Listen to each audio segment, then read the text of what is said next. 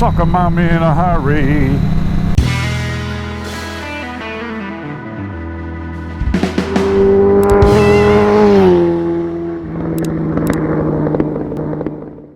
G'day everybody, welcome back. What a contrast today. Yesterday was absolutely spectacular. Blue skies, sunshine, 26 degrees, and then today, meh. So yesterday was the annual MRA, or Motorcycle Riders Association, Toy Run. And now, I don't participate in the Toy Run. Never have. Probably never will. Well, you never say never. One of the reasons is, well, a couple of reasons. One, up until fairly recently, most of my bikes have always been bloody air-cooled. And the thought of, you know, typically warmish weather at this time of year and idling away for ages just does not appeal.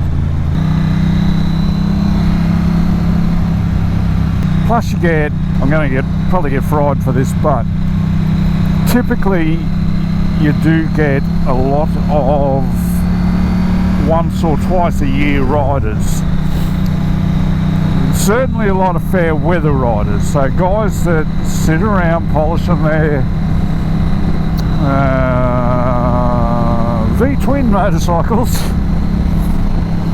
You know them ones they cover in that bloody shit, what do they call it? Oh yeah, chrome. And then they drag them out once a year and they don't really know how to behave in a crowd, or I don't want to go into it, but look, you do get a lot of inexperienced riders. But typically you get an accident or two during these toy runs. You get a lot of bikes together, a lot of pre-toy ride rides, and a lot of post-toy ride rides, and yeah, people get a bit silly and shit happens. And it was no different this year, and we have had fatalities. This year's one was a little different in that somebody has had an interaction with spectators. One of the unofficial reports I heard was, and I quote, some dickhead grabbed a fistful of throttle, lost control of their Panigale and threw it into the crowd. Now, I hope that's not true,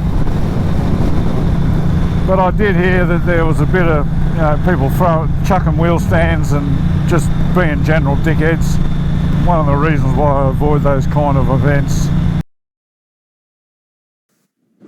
A day out dedicated to spreading generosity quickly turned south after a motorbike riding in the 43rd Toy Run suddenly left the pack. Initial indications at the scene are the motorcyclist left the lane of traffic and collided with spectators on the side of the road. First responders lining the southbound lane of the Brooker Highway at Newtown. 2 people have been conveyed from the scene to the hospital. They're both spectators, one person with what we believe to be serious injuries. The motorcyclist has not sustained significant injury. Investigators analysing the scene and speaking with witnesses to determine what went wrong. Concerningly, it was a familiar sight for participants, with the event plagued by fatal crashes in past years. I hope to hell that the poor bloke who was injured is okay. It said on Pulse and Hobart page that there was a person fighting for their life in hospital. I heard there was fairly severe leg injuries involved to an elderly man. And this could be the catalyst that shuts down this toy run. And Salvation Army would be very disappointed in that, and there are a lot of disadvantaged kids that benefit from this thing, which is why it is a good thing. But like I said, the result of this this event yesterday is one of the reasons why I just don't ever participate in them. Too many dickheads in too close a proximity. Unfortunately, we've got to account for the 1% who are such dickheads that they completely fuck it up for everybody else. I'm heading to Salamanca Square because the Italian Motorcycle Club have got their monthly ride and they're going down to Bruni Island. I'm not, but I do like to go to Salamanca and just look at some nice bikes. And I'm hoping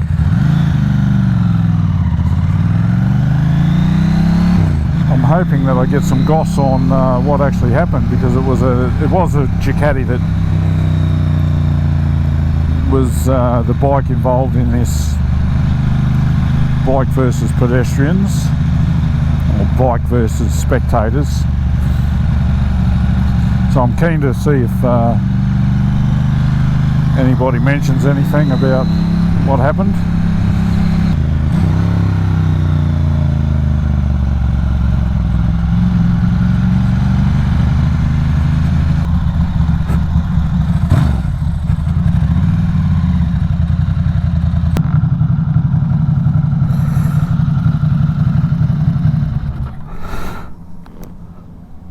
First bike here.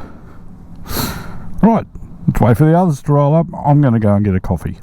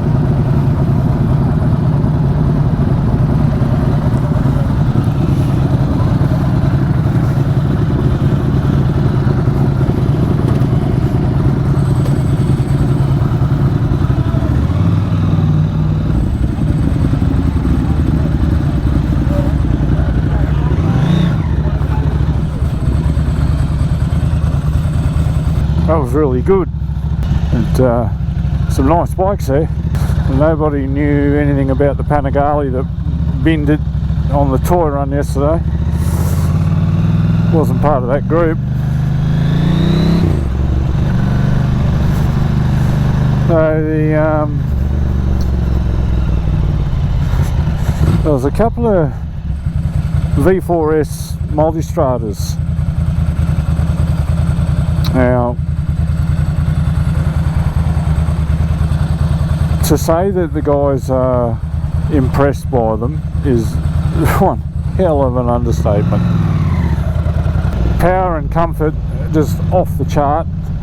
The guided cruise control, adaptive cruise control, radar, bloody packs, fantastic. Self-leveling suspension, like the technology and everything is incredible. And one of them still has his 1200S. It's a 2015, I think. Plus he's now got the V4S, and he's saying that there is nothing that the 1200 does better. Nothing. And all I can say is that 1200 that I've got, the 2016 DVT 1200S, is the best bike I've ever ridden. So these V4S's must be pretty spectacular. Do you always look in the car, at the drivers in the cars, and basically pigeonhole and profile them? I do. And it's okay. You can be prejudiced when you ride a motorcycle and your life is at stake.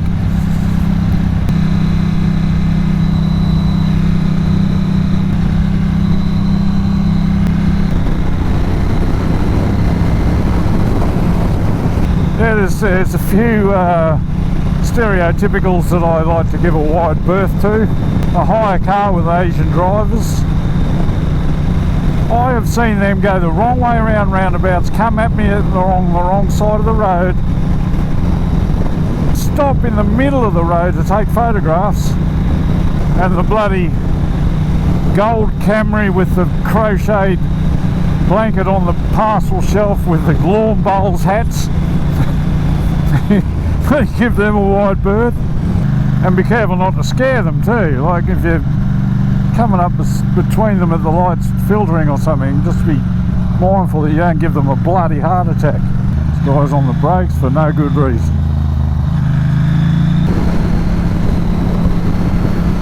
Utes and trailers with grass clippings and loads of shit in them.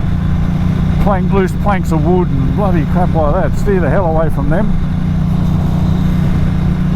Yeah, and I like to just have a quick look at the car as I go past it, like this one.